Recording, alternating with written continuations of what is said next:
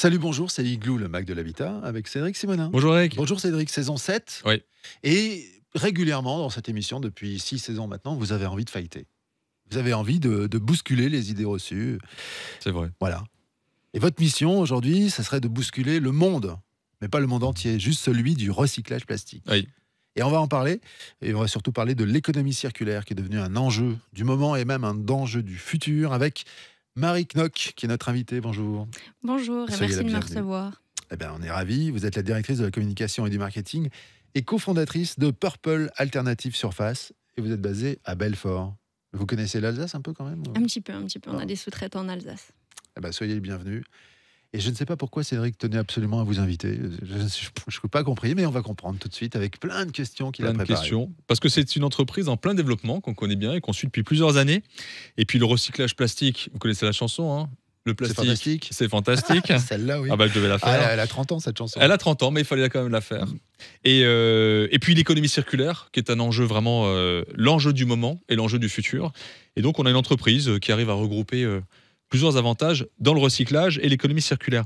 Mais avant, pour dresser peut-être un tableau relativement large, un état des lieux plutôt du recyclage du plastique en France, voilà, quelques mots sur où est-ce qu'on en est par rapport à ce marché-là. Et puis peut-être dans un deuxième temps, les défis majeurs auxquels nous faisons face dans ce domaine.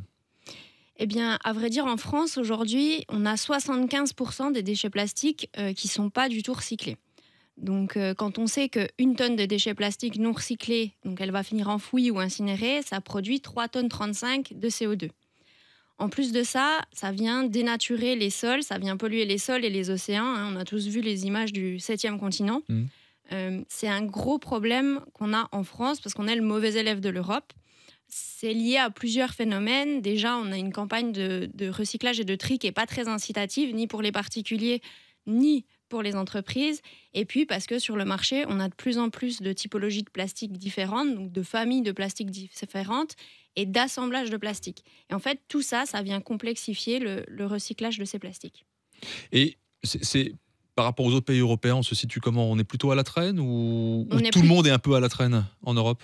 On est plutôt à la traîne en France. On est parmi les moins bons élèves.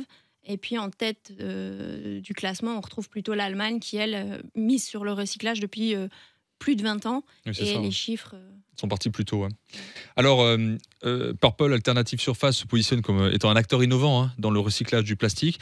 Est-ce que vous pouvez nous expliquer quelles solutions vous proposez pour répondre justement à cette problématique? Oui, alors nous, on va vraiment s'attaquer aux plastiques qui sont sans solution de recyclage. Donc c'est ce qu'on appelle des plastiques ultimes, c'est ceux qui sont enfouis ou incinérés. Et on vient les récupérer et en faire un produit du BTP. Donc ce sont des dalles qui permettent de faire de la voirie douce et du parking, mais leur intérêt, ce n'est pas que de recycler des plastiques, c'est aussi de permettre de rendre les sols perméables et de retrouver leur fonction primaire, et donc de permettre à l'eau en fait, de passer directement dans le sol, puis dans les nappes phréatiques. Donc ça, c'est les spécificités de votre solution. Il y en a d'autres encore. Et comment elles se distinguent des solutions qui sont déjà existantes sur le marché? Alors, elles se distinguent par plusieurs aspects. D'abord, on est les seuls produits perméables faits en France à partir de déchets plastiques français. Il y a beaucoup de solutions perméables qui existent, il n'y en a aucune en plastique et encore moins fabriquées en France à partir de déchets.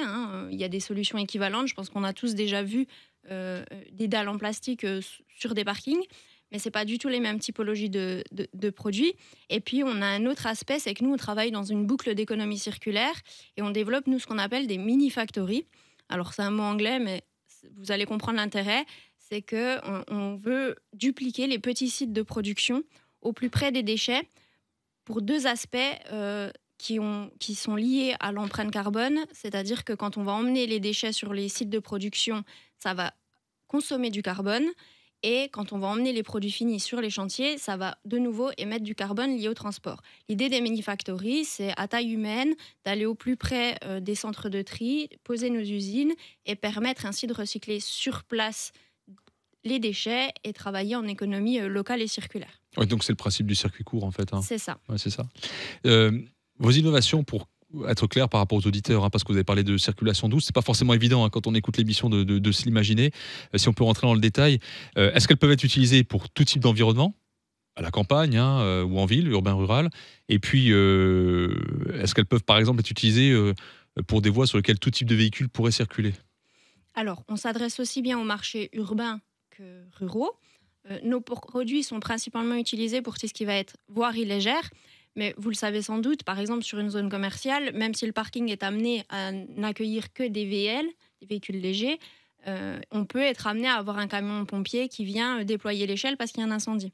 À ce titre, on a plus de 30 normes et essais, dont la norme pompier. Donc, c'est la circulation de camions-citernes et déploiement d'échelles sur les stationnements. Et ça, on l'a passé avec succès. Donc, on s'adresse à vraiment une gamme large d'usages, même si pour aller sur de la circulation plus dense et plus lourde, on est en train de développer de nouveaux produits.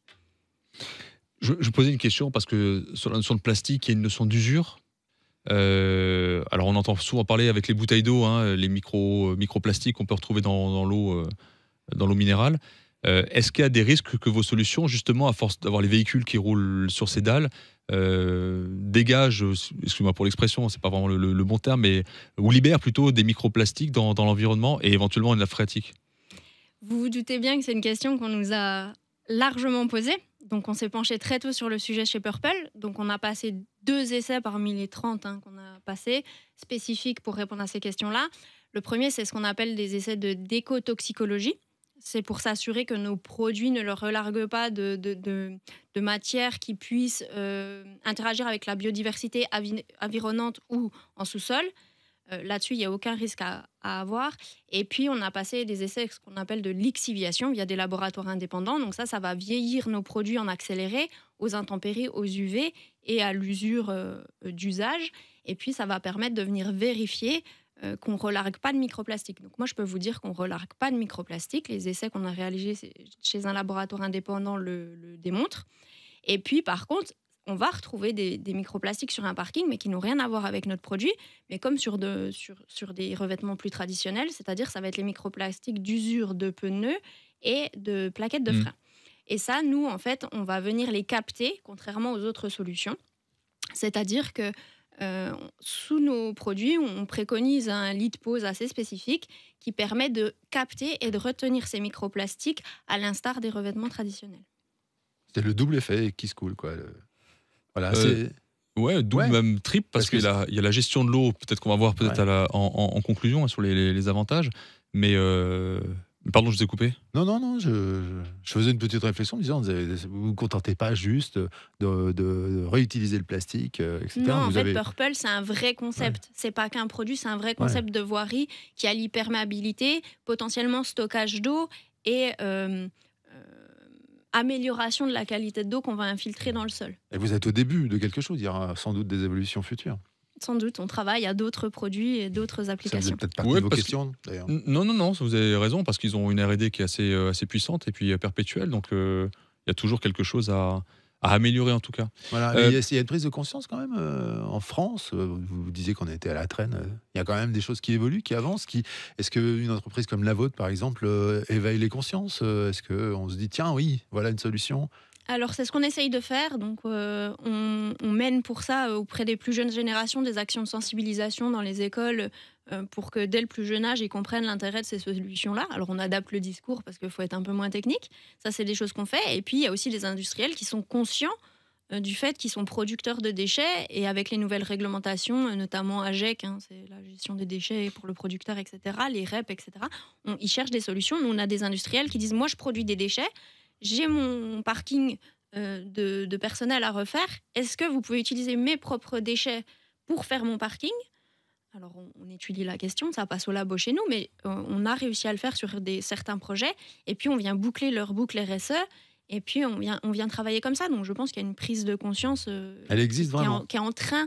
Donc, les 75% de déchets plastiques qui sont pas recyclés, ça va diminuer ce chiffre? J'espère. En tout cas, on fait tout pour. Et à notre échelle, on essaye de peser dans la transition écologique. Pour les gens, alors parce que ça s'adresse aux particuliers, aux entreprises et aux collectivités, pour ceux qui sont intéressés par vos produits, est-ce qu'on peut avoir une idée de coût, juste pour avoir... Alors, le coût comme ça, de but en blanc, ça va être un peu compliqué de vous le donner. Pourquoi? Parce que c'est fonction de la typologie du projet, de la localisation de vos projets, et puis bien sûr la surface. Pour ce qui va être collectivité et entreprise, on a une équipe commerciale qui est à disposition pour faire aussi bien l'étude, accompagner dans la conception la voirie, et puis bien évidemment remettre des offres de prix. Pour tout ce qui va être particulier ou petite entreprise artisanale, nous on passe par un circuit de distributeurs. Donc si vous souhaitez poser vous-même vos produits pour faire votre allée devant votre maison, c'est possible. Vous allez retrouver nos produits chez des distributeurs. Et puis, si vous avez un petit artisan qui vient travailler et qui ne sait pas à qui s'adresser, c'est pareil. Soit il peut passer en direct avec nous parce que vous lui dites je veux du Purple, ou alors il va chez son distributeur et on sera en capacité de le fournir directement là-bas. Pour conclure, pour résumer les avantages de votre solution en 3 mots. Moi, je vous dirais durabilité, perméabilité et innovation. Parfait. On peut vous trouver sur quelle adresse internet ? Alors, vous pouvez nous trouver directement sur notre site internet, donc purplealternativesurface.com. Et puis, je vous invite à nous suivre sur nos réseaux sociaux. On est très actifs, on vous donne des petits tips à la pause, on vous explique comment nos produits sont faits, on vous emmène avec nous à l'usine. Donc, il ne faut pas hésiter à nous suivre, que ce soit aussi bien sur LinkedIn que sur Instagram. Bon, voilà. Moi, je veux du Purple. Ouais, voilà. C'est un très bon produit. Et puis, ils sont incubés dans un pôle de compétitivité aussi. Et puis, voilà. Donc, ça prouve que ce sont des gens qui sont innovants et merci Cédric pour cette émission. Et merci à vous d'être venu jusqu'à nous. Ici en Alsace, vous qui êtes à Belfort. Merci beaucoup, Marie. Merci à vous. À très bientôt. Igloo On Air, c'est sur les réseaux sociaux, sur Facebook notamment. Et sur le site internet, il y a toutes les émissions depuis le début. On est à plus de 250, 260, 261 en ce moment. igloonair.com et les plateformes de podcast, évidemment. Merci Cédric Simonin. Merci Eric. À très bientôt dans Igloo.